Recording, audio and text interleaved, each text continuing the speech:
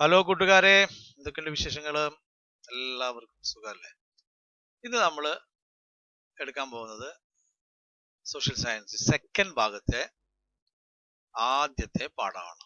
Okay, അത് വളരെ രസകരമായിട്ടുള്ള പാഠമാണ്. എല്ലാവരും വളരെ ആകാംക്ഷയോടെയും ശ്രദ്ധയോടെയും ഈ പാഠം ശ്രദ്ധിക്കുക കേട്ടോ. നോക്കൂ, എന്താ പാഠത്തിന്റെ പേര്? Sun, the ultimate source. Sun എന്ന് പറഞ്ഞു കഴിഞ്ഞാൽ സൂര്യൻ. സൂര്യൻ എന്താണ്? The ultimate source. ഈ പ്രപഞ്ചത്തിന്റെ എല്ലാത്തിൻ്റെയും പ്രധാനപ്പെട്ട സോഴ്സ്, എനർജി സോഴ്സ് ആണ് സൺ എന്നാണ് പറയുന്നത്. അങ്ങനെ പറഞ്ഞാൽ മാത്രം പോരല്ലോ, എന്തുകൊണ്ടാണ് അങ്ങനെ പറയുന്നത്?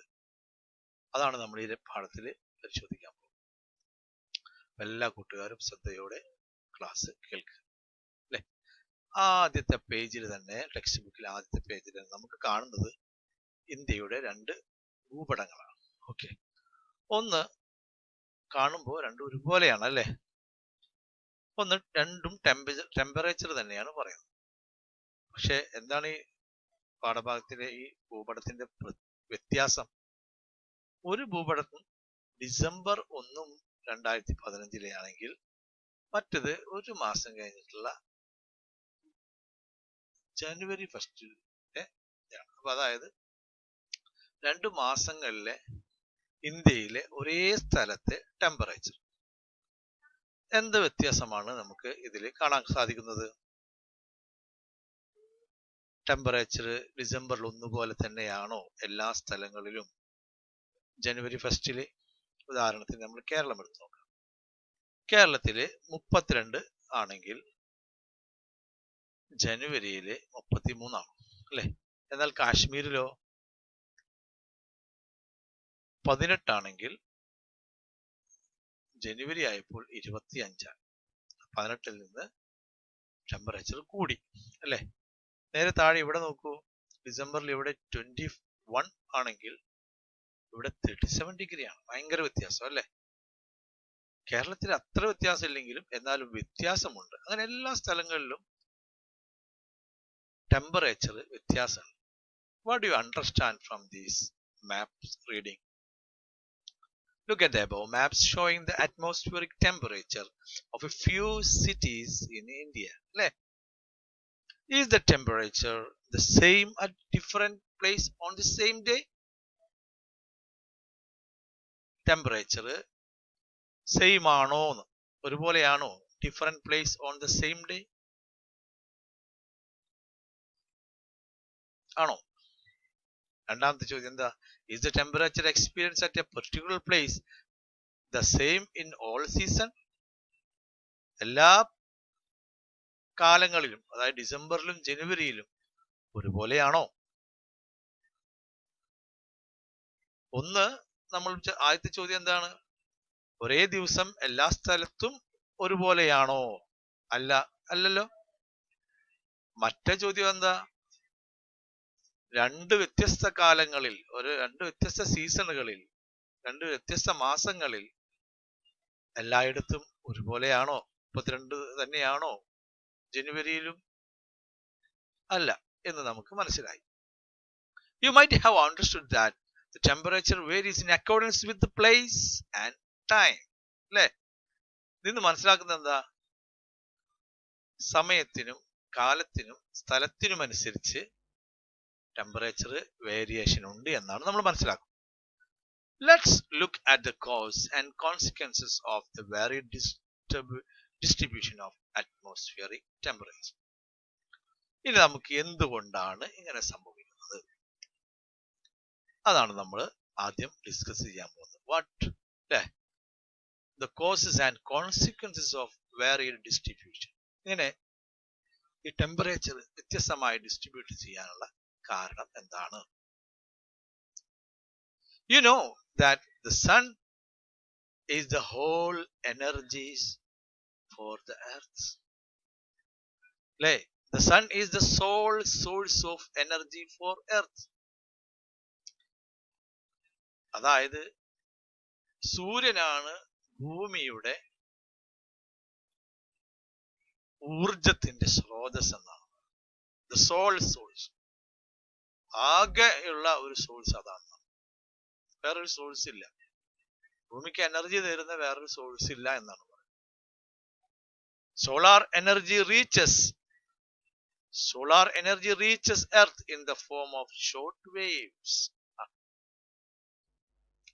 സോളാർ എനർജി എങ്ങനെയാണ് വരുന്നത്? Short waves. എന്താ ഷോർട്ട് എന്ന് പറഞ്ഞാല്? ഷോർട്ട് ആയിട്ടാണ്, നീളം കുറവാണ്. വേവ്സിന് നീളം കുറവാണ്, ഷോർട്ട് വേവ് ആണ്, സ്ട്രൈറ്റ് ആയിട്ടാണ് വരുന്നത്. This is called insolation. അതായത് the energy from the sun reaches the earth with short waves is called insolation. Okay, അപ്പൊ എന്താണ് ഇൻസുലേഷൻ എന്ന് പറഞ്ഞു കഴിഞ്ഞാൽ? സൂര്യന്റെ പ്രകാശവും ഊർജവും അല്ലെ ഷോർട്ട് വേവ്സിലൂടെ ഭൂമിയിലേക്ക് എത്തുന്നു. അങ്ങനെ സൂര്യന്റെ ഊർജം ഭൂമിയിൽ എത്തുന്ന പ്രോസസ്സിനെയാണ് പറയാ ഇൻസോലേഷൻ. The earth surface facing the sun gets heated by this flow of energy which begins with sunrise and lasts till sunset. എന്താ മനസ്സിലായത്? The earth surface facing the sun, സൂര്യനെ ഫേസ് ചെയ്യുന്ന സ്ഥലം അല്ലെ. ഇപ്പോ വെളിച്ചം എന്റെ ഫ്രണ്ട് ഭാഗത്താണ് തട്ടുന്നത്, പുറകിൽ തട്ടുന്നില്ല അല്ലെ. അപ്പോ എന്റെ ഫ്രണ്ട് ഭാഗത്ത്, അതായത് എന്റെ വെളിച്ചം തട്ടുന്ന, സൂര്യന്റെ വെളിച്ചം തട്ടുന്ന ഭൂമിയുടെ പ്രതലത്തിൽ അല്ലെ, sun gets heated by this flow of energy. ഈ സൂര്യപ്രകാശം, ഈ സൂര്യന്റെ എനർജി കൊണ്ട് ആ ഭാഗം ഹീറ്റ് ആവുന്നു. Which begins with sunrise. അത് എപ്പോഴാ തുടങ്ങുക?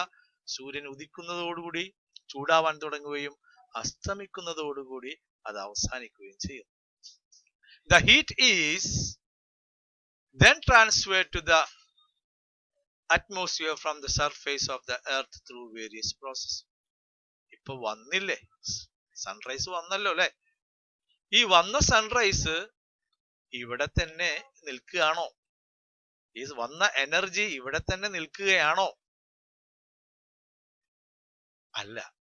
ഈ സൺറൈസ് പല പ്രക്രിയകളിലൂടെ with various process it transferred to the atmosphere.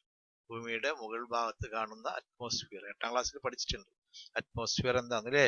4 ലെയറുകളുള്ള troposphere, mesosphere, stratosphere, thermosphere, ionosphere എന്നൊക്കെ പറഞ്ഞിട്ട് നമ്മൾ പഠിച്ചിട്ടില്ല. അതാണ് അറ്റ്മോസ്ഫിയർ. ഈ അറ്റ്മോസ്ഫിയറിലേക്ക് വന്നത് തന്നെ തിരിച്ച് പല കോലത്തിലാ പോകും. വന്നത് എങ്ങനെയാണ്? ഷോർട്ട് ആയിട്ടാണ് വന്നത് അല്ലെ. എന്നാൽ പോകുന്നത് എങ്ങനെയാണ്? നമുക്ക് ചിത്രം നോക്കാം. Process of the heat transfer in the atmosphere. അറ്റ്മോസ്ഫിയറിലേക്ക് ഹീറ്റ് എങ്ങനെയാണ് ട്രാൻസ്ഫർ ചെയ്യുന്നത് എന്ന് നമുക്കൊന്ന് പരിചയപ്പെടാം. The given diagrams indicate the process of heat transfer in the atmosphere. താഴെ കാണുന്ന 4 ഡയഗ്രാംസ് ഒന്ന് ശ്രദ്ധിക്കൂ. 4 ഡയഗ്രാംസ് അല്ലേ. വന്ന എനർജി പോകുന്ന രീതികളാണ് ഈ ചിത്രങ്ങളിൽ കാണിക്കുന്നത് അല്ലെ. ഒന്നാമത്തേത് എന്താണ്? കണ്ടക്ഷൻ. രണ്ടാമത്തെ എന്താ? കൺവെക്ഷൻ. മൂന്നാമത്തെ എന്താ? അഡ്വെക്ഷൻ. നാലാമത്തെ എന്താ? ടെറസ്ട്രിയൽ റേഡിയേഷൻ അല്ലെ. ഈ 4 ചിത്രങ്ങളിലും ദ എനർജി ട്രാൻസ്ഫർ ചെയ്യുന്ന രീതി വ്യത്യസ്തമാണ്. നോക്കാം, ഒന്ന് വായിച്ചു നോക്കാം. ഹീറ്റ് ഈസ്, ഇവിടെ കണ്ടക്ഷനിൽ എന്താണ് സംഭവിക്കുന്നത്? The heat is transferred to the part of the atmosphere close to the hot surface of the earth. അതായത് എവിടേക്കാണ് ട്രാൻസ്ഫർ ചെയ്യുന്നത്? അതായത് സർഫേസിനെ, നമ്മൾ നിൽക്കുന്ന സ്ഥലത്തിന് ക്ലോസ് ആയിട്ടുള്ള സ്ഥലത്തേക്കുള്ള ട്രാൻസ്പോർട്ടേഷൻ. ഇതിനെയാണെന്ന് പറയാ കണ്ടക്ഷൻ എന്ന് പറയാം. Okay, then what is convection? Heat air expands and rises up. ഈ ഹീറ്റ്, ഈ ചൂട്, ഈ വരുന്ന ഹീറ്റ് എന്ത് ചെയ്യുന്നു? എക്സ്പാൻഡ് ചെയ്യുന്നു. വന്ന ചൂട് വലുതാവുകയും അത് മുകളിലേക്ക് പോവുകയും ചെയ്യും. പോകുന്ന രീതി കണ്ടില്ലേ അല്ലെ. ആദ്യം കണ്ടക്ഷൻ, ആദ്യം ഇങ്ങനെ അല്ലെ ഹൊറിസോണ്ടൽ ആയിട്ട് പോകുന്നു, പിന്നെ വെർട്ടിക്കൽ ആയിട്ട് മുകളിലേക്ക് പോകുന്നു. Then next advection. എന്താ? horizontal transfer of heat. അത് സർഫേസിന് അല്ലെ പാരലൽ ആയിട്ട് ഇങ്ങനെയാണ് പോകുന്നത്. ഇതാണ് advection. And what is terrestrial radiation? അല്ലെ it is a different one. അല്ലെ okay, it is a long wave. അല്ലെ അതൊന്ന് നീട്ടിക്കഴിഞ്ഞു കഴിഞ്ഞാൽ നല്ല നീളം ഉണ്ടാവും. അപ്പൊ അതുകൊണ്ടാണ് ലോങ് വേവ് എന്ന് പറയുന്നത്. Heat is transferred from the surface of the earth to the outer space in the form of long waves. അല്ലെ അപ്പൊ എവിടേക്കാ പോണത്? ഔട്ടർ സ്പേസിലേക്കാ പോകുന്നത്. അല്ലെ ഇവിടെ വന്ന എനർജി തിരിച്ച് ഇവിടെ തട്ടിയിട്ട് തിരിച്ച് ഇങ്ങനെ long വേവ്സിലൂടെ goes to the outer space. Okay, conduction, convection and advection are confined to the near atmosphere of the earth. നമ്മൾ ആദ്യം പറഞ്ഞ ഈ മൂന്ന് പേരും എർത്തിന്റെ സർഫേസിനോട് ചേർന്നാണ് നടക്കുന്നത്. എന്നാൽ the re-radiation of energy from the surface of the earth back to the outer space in the form of long wave is called terrestrial radiation. Terrestrial radiation എന്ന് പറഞ്ഞാൽ എന്താ? അപ്പോൾ the re-radiation, വരുന്നതിന് റേഡിയേഷൻ എന്ന് പറയും, തിരിച്ചു പോകുന്നതിന് re-radiation of energy, സണ്ണിന്റെ എനർജി from the surface, ഇവിടെ വന്നത് അല്ലേ, of the earth back to the outer space, തിരിച്ച് സ്പേസിലേക്ക് തന്നെ പോകുന്നു അല്ലെ. എങ്ങനെ? in the form of long waves. വന്നത് എങ്ങനെ? ഷോർട്ട് അല്ലെ, നേരെയാണ് വന്നത്, എന്നാൽ തിരിച്ചു പോകുന്നതോ long waves. This process is called terrestrial radiation. അല്ലെ ഈ ഒരെണ്ണം മറ്റു മൂന്നെണ്ണത്തിൽ നിന്ന് വ്യത്യസ്തമാണ്. എന്താണ് വ്യത്യസ്തമാക്കുന്നത്? മറ്റു മൂന്നെണ്ണം എർത്തിന്റെ സർഫേസിലാണ് നടക്കുന്നതെങ്കിൽ ഇത് തിരിച്ച് സ്പേസിലോട്ട് തന്നെയാണ് പോകുന്നത്. ഓക്കെ, മറ്റതൊന്നും സ്പേസിലേക്ക് പോകുന്നില്ല, ഒക്കെ ഉപരിതലത്തോട് ചേർന്നിട്ടാണ്. The atmosphere absorb the terrestrial radiation. അപ്പൊ ഈ പോകുന്ന വഴിക്ക് നമ്മൾ അറ്റ്മോസ്ഫിയർ എന്ത് ചെയ്യുന്നു? ഇതിലെ കുറച്ച് ഹീറ്റ് ഒക്കെ അബ്സോർബ് ചെയ്യുന്നു, സ്വീകരിക്കുന്നു. അറ്റ്മോസ്ഫിയർ സ്വീകരിക്കുന്നു. അപ്പൊ എന്താണ് അറ്റ്മോസ്ഫിയറിൽ ഉള്ളത് എന്നൊക്കെ നിങ്ങൾക്ക് അറിയാലോ. എന്തൊക്കെയാണ് അറ്റ്മോസ്ഫിയറിലുള്ളത്? കഴിഞ്ഞ കൊല്ലം നമ്മൾ പഠിച്ചിട്ടുണ്ടല്ലോ, ഓർമ്മയില്ലേ? അറ്റ്മോസ്ഫിയറിൽ എന്തൊക്കെയാണുള്ളത്? ഈ പ്ലാന്റ്സ് ഉണ്ട് അല്ലെ, പിന്നെന്താ ഉള്ളത്? കഴിഞ്ഞ കൊല്ലം പഠിച്ചത് എന്താ നോക്കാം. കഴിഞ്ഞ കൊല്ലം പഠിച്ചത് എന്താ? നമ്മൾ അതിൽ കുറെ ഗ്യാസസ് ഉണ്ട് അല്ലെ, ഡസ്റ്റ് പാർട്ടിക്കിൾസ് ഉണ്ട്, വാട്ടർ വേപ്പർസ് ഉണ്ട്, ഇതൊക്കെ ഉണ്ടല്ലേ. അപ്പൊ ഈ gases, water vapours, plants, all other things on the atmosphere absorb a certain amount of the heat. കുറച്ച് ഇവരൊക്കെ എടുക്കും, ബാക്കി ഇവിടേക്ക് എടുത്ത് കഴിഞ്ഞതൊക്കെ തിരിച്ചങ്ങോട്ടേക്ക് തന്നെ പോകുന്നു. You have studied in earlier classes that some gases present in the atmosphere can absorb terrestrial radiation. അപ്പൊ അറ്റ്മോസ്ഫിയറിൽ ഒരുപാട് ഗ്യാസസ് ഉണ്ട്. For example oxygen, carbon dioxide, nitrogen അല്ലെ. ഇതൊക്കെ ഈ ഗ്യാസസ് ഒക്കെ ഈ ഹീറ്റിനെ അബ്സോർബ് ചെയ്യും. അപ്പോ which are those gases? What is the consequence of such absorption? For example, carbon dioxide, methane, ozone, etc. And water vapor present in the atmosphere absorb the terrestrial radiation and retain the temperature of the atmosphere. Now you might have understood that the atmosphere is heated mainly by terrestrial radiation. അപ്പൊ നമ്മൾ അന്തരീക്ഷം ചൂടാവുന്നത് terrestrial radiation എന്ന് പറയുന്ന process നടക്കുന്നത് കൊണ്ടാണ് അല്ലെ. ഇനി അടുത്തൊരു ചോദ്യം നോക്കിയേ. Why does terrestrial radiation occur mostly at night? എന്തുകൊണ്ടാണ് ഈ ടെറസ്ട്രിയൽ റേഡിയേഷൻ കൂടുതലും നടക്കുന്നത് പകൽ സമയത്ത്? സൂര്യപ്രകാശം ഇവിടെ എത്തുകയും എന്നാൽ എത്തുന്നത് ഭയങ്കര വേഗത്തിലാണ് അല്ലെ, എന്നാൽ തിരിച്ചു പോകുന്നത് ഷോർട്ട് വേവ്സിലാണ്. ഇത് പോകുന്നത് എപ്പോഴായിരിക്കും? എല്ലാ സൺലൈറ്റും ഇവിടെ എത്തിയതിന് ശേഷം, അതായത് സൺസെറ്റോട് കൂടി മുഴുവൻ സൺലൈറ്റ് ഇവിടെ എത്തുന്നു. എത്തിയ സൺലൈറ്റ് തിരിച്ചു പോകുന്നത് വളരെ മെല്ലെയാണ്. അപ്പൊ ഈ തിരിച്ചുപോക്ക് കൂടുതൽ നടക്കപ്പോഴായിരിക്കും? രാത്രിയിലായിരിക്കും. അതാണ് ടെറസ്ട്രിയൽ റേഡിയേഷൻ കൂടുതലും രാത്രിയിലാണ് നടക്കുന്നത് പറയുന്നത്. What is the difference between insolation and terrestrial radiation? ഇൻസുലേഷനും ടെറസ്ട്രിയൽ റേഡിയേഷനും തമ്മിൽ വ്യത്യാസം എന്താ? Insulation coming of the energy from sun to the earth surface. Terrestrial radiation reradiation of the sun energy അല്ലെ? എങ്ങനെയാണ് വരുന്നത്? Insulation take place short waves and terrestrial radiation take place in long waves അല്ലെ? Which one is fast? Short wave is fast, but terrestrial radiation is a bit low. It take time and ഇത് മൂപ്പര് എല്ലാ അറ്റ്മോസ്ഫിയറിനെയും നന്നായി ചൂടാക്കിയിട്ടാണ് പോവാറ്. Okay, ഇനി next നമ്മൾ ഒരുപാട് ബജറ്റുകൾ കേട്ടിട്ടുണ്ട്. എന്നാൽ പുതിയതാണ് heat budget. What is heat budget? എന്താണ് ഹീറ്റ് ബജറ്റ്? ചിത്രം നിങ്ങൾ കണ്ടു അല്ലെ? നമ്മൾ നേരത്തെ പറഞ്ഞ ഇൻസുലേഷൻ ടേക്ക് പ്ലേസ് അല്ലെ? ഇൻസുലേഷൻ നടക്കുമ്പോൾ തന്നെ കുറച്ചൊക്കെ അറ്റ്മോസ്ഫിയറിലേക്ക് റിഫ്ലക്ട് ചെയ്ത് പോകുന്നുണ്ട്. എന്നാലും 51% of the insulation reaches the atmosphere അല്ലെ? Then what happens? ഇവിടെ വന്നു അല്ലെ? ഇവിടെ വന്നതിന് ശേഷം ഇവിടെ കണ്ടക്ഷൻ, കൺവെക്ഷൻ, അഡ്വെക്ഷൻ ഒക്കെ നടക്കും. Then the most big process is terrestrial radiation. It goes like this അല്ലെ? This is long waves. അതിങ്ങനെ പോകുമ്പോൾ, ഇങ്ങനെ തിരിച്ചു പോകുമ്പോൾ 34% of the heat is absorbed by the atmosphere, clouds, dust etcetera etcetera അല്ലെ? And rest of the 17%, 51 വന്നതില് 34 ഇങ്ങനെ പോയി, ബാക്കി 17% goes to the outer space. Okay, as you know, the term budget implies the balance between income and expenditure. Budget എന്ന് പറഞ്ഞാൽ നമുക്കറിയാം വരവ് ചെലവ് അല്ലെ? അതാണ് ബഡ്ജറ്റ് എന്ന് പറയുന്നത്, അതിനെ സൂചിപ്പിക്കുന്നതാണ്.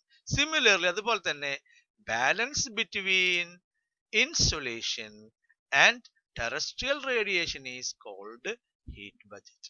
ഇവ തമ്മിൽ ഒരു ബാലൻസ് ഉണ്ട്. വന്നത് തിരിച്ചു പോകുന്നു. വന്നത് എത്ര? 51%. തിരിച്ചു പോകുന്ന എത്ര?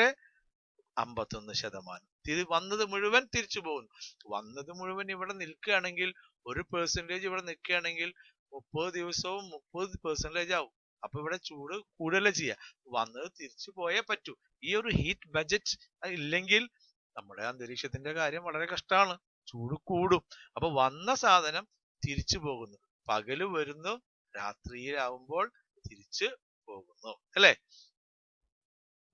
If we consider the total amount of insulation reaching the outer surface of the atmosphere as 100 units, about 35 units of energy are reflected back by the atmosphere. ഉദാഹരണത്തിന് 100 യൂണിറ്റ് ടെമ്പറേച്ചർ വരികയാണ്, ഹീറ്റ് നമ്മൾക്ക് ഇൻസുലേഷൻ വഴി വരികയാണെന്ന് വിചാരിക്കും. അതിൽ 35 units of energy are reflected back by the atmosphere. അതിൽ 35% എന്ത് ചെയ്യുന്നു? അറ്റ്മോസ്ഫിയർ തന്നെ എടുത്തു പോകുന്നു. വരുന്ന വഴിക്ക് തന്നെ അറ്റ്മോസ്ഫിയർ എടുത്തു പോകുന്നു അല്ലെ? Look at the following table to see how the remaining 65 units. ഇനി ബാക്കി എത്രയുള്ളത്? 35 പോയി കഴിഞ്ഞാൽ ബാക്കി 65 യൂണിറ്റ് ഉള്ളത്. ഇത് എവിടേക്ക് പോയി? ഇത് എങ്ങനെയൊക്കെയാണ് ഡിസ്ട്രിബ്യൂട്ട് ചെയ്ത് നോക്കാം. ഈ ടേബിൾ നമുക്ക് വ്യക്തമായിട്ട് പറയും അല്ലെ? Amount of energy reflected by the atmosphere and earth surface 35 units അല്ലെ? പിന്നെന്താ? Energy reaching the earth surface 51 units. Energy held by the atmosphere, പറഞ്ഞ വഴിക്ക് അറ്റ്മോസ്ഫിയറിൽ തന്നെ കുറച്ച് പിടിച്ചു വെക്കുന്നുണ്ട്. അപ്പൊ എത്ര? 14 യൂണിറ്റ്സ് അല്ലെ? അപ്പോ തിരിച്ച് അങ്ങനെ ടോട്ടൽ എത്രയായി? 65 ആയി. 65 പ്ലസ് 35 എത്രയായി? 100 ആയി അല്ലെ? ഇനി ഡയറക്റ്റ് ടെറസ്ട്രിയൽ റേഡിയേഷൻ എത്രയാണ് നടക്കുന്നത്? 17% അല്ലെ? ഡയറക്റ്റ് നടക്കുന്നത് എത്രയാണ്? 17% അല്ലേ? നോക്കിയേ ചിത്രത്തില്. ഡയറക്റ്റ് നേരെ നടക്കുന്നത് 17% ആണ് അല്ലെ. എന്നാൽ റേഡിയേഷൻ ഫ്രം ദ അറ്റ്മോസ്ഫിയറോ, അറ്റ്മോസ്ഫിയറിൽ എത്ര നടക്കുന്നു, ബാക്കി 48 യൂണിറ്റ്സും അറ്റ്മോസ്ഫിയർ. അപ്പൊ വന്നത് 65, പോയത് 65. അപ്പൊ total energy received by the atmosphere and surface of the earth is 65 units അല്ലെ. അറ്റ്മോസ്ഫിയർ റിസീവ് ചെയ്തത് 65 ആണ്. അതേപോലെ തന്നെ total energy radiation back from the earth surface and the atmosphere is called 65 units. Now you might have understood that the entire energy reaching the earth surface is returned to the outer space through various means. അതായത് entire energy reaching the earth surface is returned to outer space through various means. വന്നതിൽ കുറച്ച് outer സ്പേസിലേക്ക് തന്നെ പല മാർഗങ്ങളിലൂടെ പോകുന്നുണ്ട്. Through this heat balancing process termed as heat budget the surface temperature of the earth is kept balanced. നോക്കൂ, through this നമ്മുടെ അന്തരീക്ഷത്തിലെ heat എപ്പോഴും ബാലൻസ് ആയിട്ട് നിൽക്കുന്നു. What would happen if there was no heat balancing process? ഇപ്പൊ heat balancing process ഇല്ല എങ്കിൽ എന്താവും സ്ഥിതി? വന്നതിൽ കുറച്ച് കൂടുതൽ ഇവിടെ നിൽക്കുകയാണ്. എന്താവും സ്ഥിതി? ഒന്നുകിൽ ടെമ്പറേച്ചർ നന്നായി കൂടും, ഒന്നുകിൽ ടെമ്പറേച്ചർ നന്നായി കുറയും. ടെമ്പറേച്ചർ നന്നായി കൂടുന്നതും നന്നായി കുറയുന്നതും നമുക്ക് എന്താണ്? അപകടമാണ് അല്ലേ. ഓക്കെ, അപ്പൊ ഇന്ന് നമ്മൾ ചർച്ച ചെയ്തത് എന്താണ് ഇൻസോലേഷൻ, എന്താണ് the process of the distribution of the temperature അല്ലെ. അതായത് conduction, convection, advection, terrestrial radiation അല്ലെ. Then we have discussed what is heat budget.